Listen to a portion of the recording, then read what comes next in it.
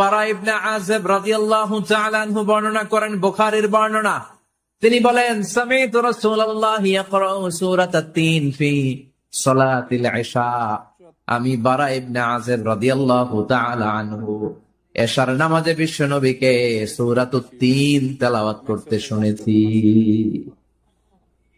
কোন নামাজে? কোন সূরা পড়তেন? কোন নামাজে? কোন সূরা মনে থাকবে? পড়বেন তো? তিনি বলেছেন, এশার নামাজে আমি বিশ্বনবীকে সূরাতুত তিন তেলাওয়াত করতে শুনেছি। ফামা সামি'তু আহসানা সাওতিন মিন সাওতি রাসূলিল্লাহ। আল্লাহ রাসূলের কণ্ঠের চাইতে এত মধুর কণ্ঠ আমার জীবনে শুনি নাই। বিশ্বনবী যখন তেলাওয়াত করতেন, সাহাবাদের কলিজা ঠান্ডা হয়ে যেত। সাহাবারা মাঝে মাঝে খাবার না পেলে, ঘরে খাদ্য না থাকলে বিশ্বনবীর কাছে চলে আসতেন।